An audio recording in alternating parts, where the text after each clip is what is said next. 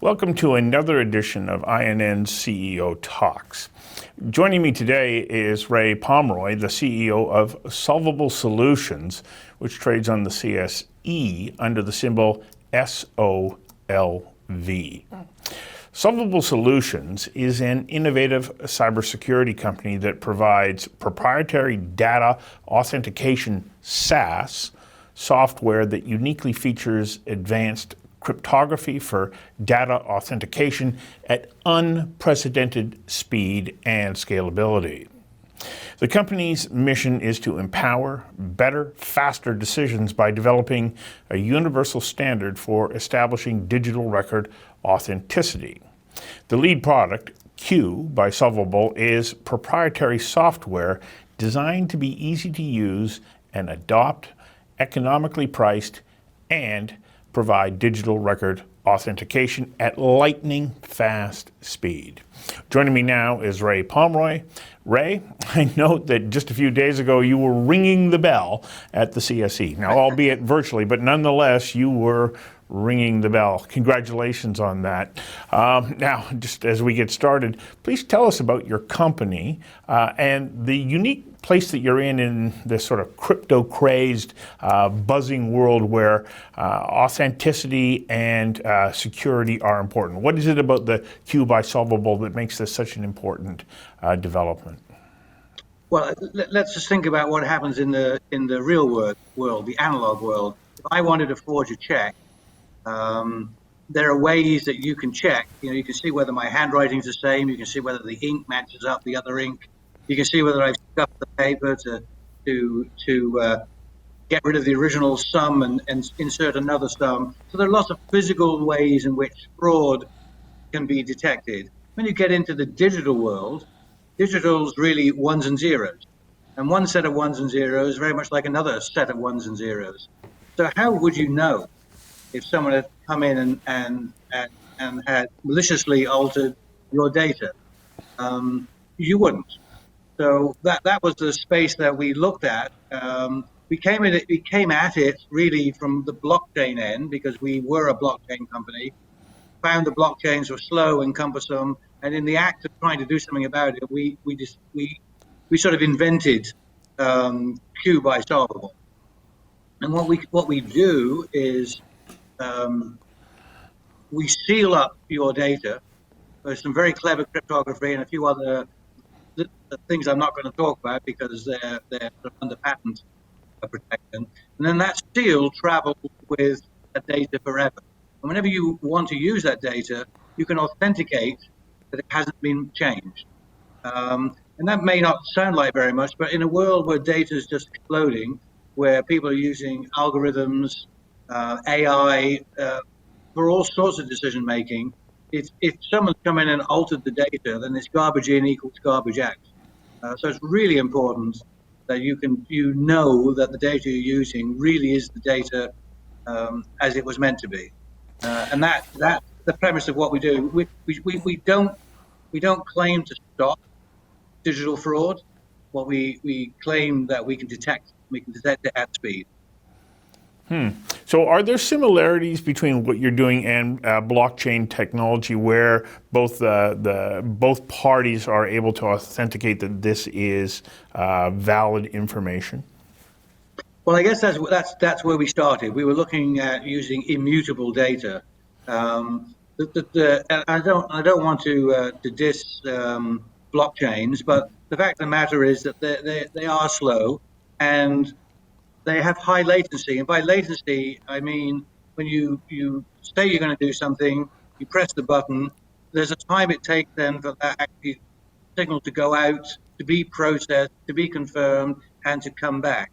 And for any of your listeners here or viewers here who've ever tried to buy Bitcoins or other digital currencies, it can take you half an hour to actually get a confirmation. And if it's really busy, there are lots of people buying the tokens, it can take even longer. So for that application, that may be acceptable.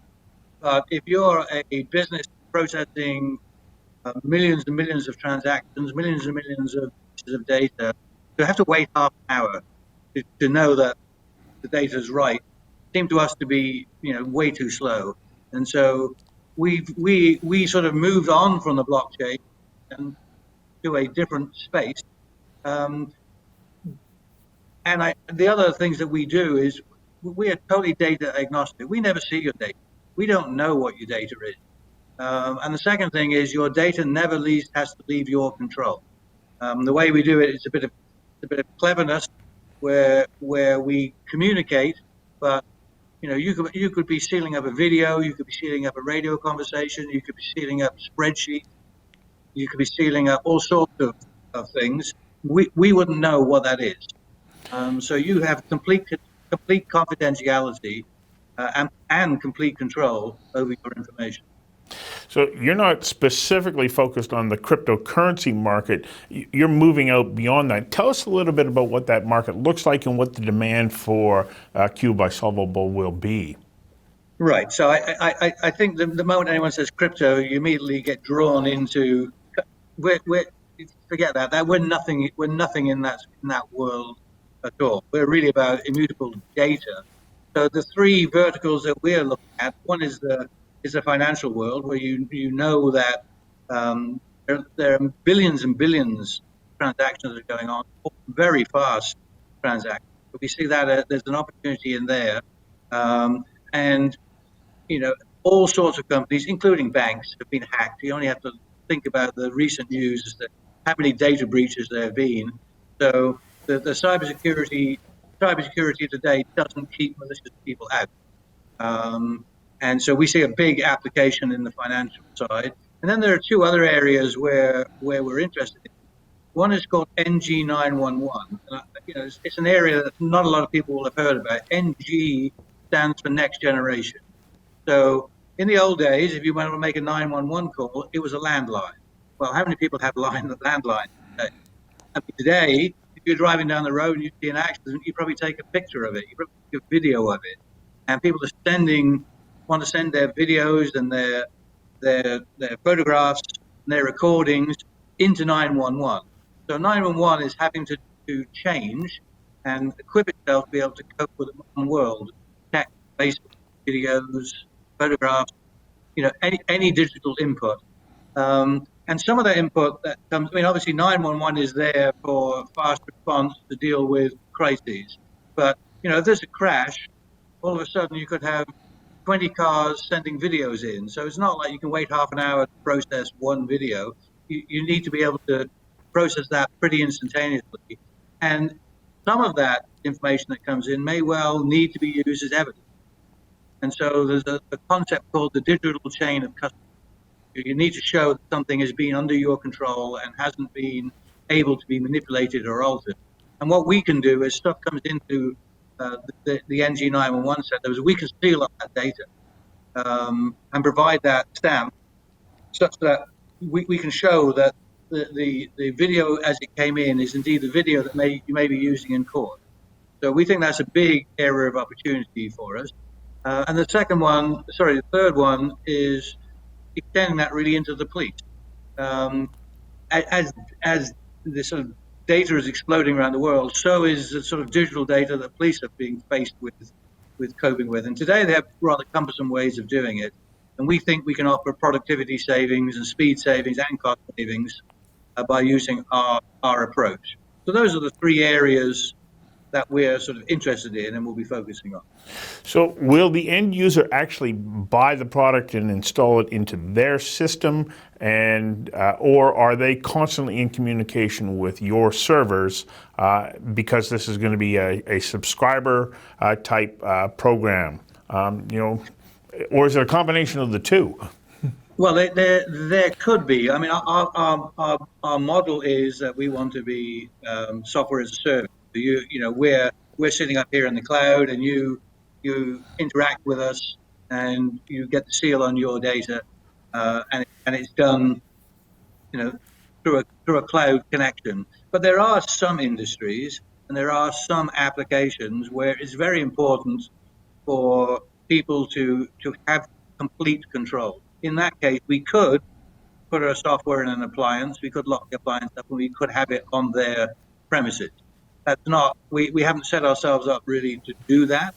But if someone came along and said it was essential that would be the case, then yes, we could do that. We're not pushing that. We're really pushing it software as a service through the cloud. So, how do you scale up as you gain more and more clients? What are your requirements going to be?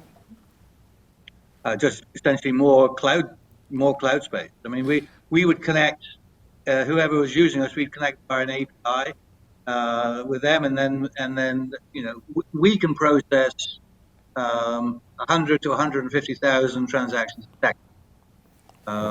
Wow. So we obviously, if we needed more, we just put more servers on. So I don't see that really as being a limiting factor at all. And what about personnel? As you scale up, are you going to need more and more people, or is this so agile and efficient that you're going to be able to continue to operate with a fairly tight team? Well, it's our aim to have a tight team. I mean, the beauty of software business is that actually it's not linear in terms of headcount to throughput. You can actually scale. The same people can actually do quite a lot of work, and so yeah, we anticipate we'll grow, and we'll anticipate we will increase our headcount, but it's not a one-for-one. Right. And that's true. That's true of almost every software. Right. It's more logarithmic then. Well, once you've got the base covered, Yeah. your capacity to handle data can be very large. Wow. And then it goes in steps rather than the straight lines. So one of the questions, of course, viewers are asking themselves, okay, why should I invest in you now? You're just listed. What's your pitch to them? Why now to get behind the company? Well, what better time? And we're probably never going to be any cheaper than this to get it. If you think the concept that we're pushing and the opportunity that we're looking at is real, then there is, in my view, only upside. If you just take the NG911 set up in North America, there's going to be 6,100 call centers scattered through the US. Wow. 6,000. I mean, you can do the math yourself to work out what sort of income you might be able to get on the back of that, and that is just the start of a trend, because all equivalent 911s in Europe, in Canada, in Latin America, they will be changing. The use of cameras and tweets and Facebooks is not limited just to the US alone. This is an issue that is going to end up being far greater than just the North American continent. The same is true of police work, and of course we already know that finance tends to be borderless. So I think once we can establish ourselves in a North American or US or North American context, the ability to take the same technology, the same approach on a global scale, it will be there. Well, it's an exciting time for you. I hope that you'll come back in a few months and tell us how it's starting to roll out according to plan, because I think there's going to be an awful lot of people who are going to be very interested in what you're doing, because as you pointed out, the market for this is global. Yes, and there is a need for this. I mean, we're not claiming that we can keep bad guys out. We're claiming that we can detect if they've been malicious. Right.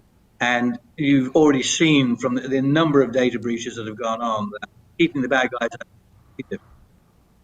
Yeah.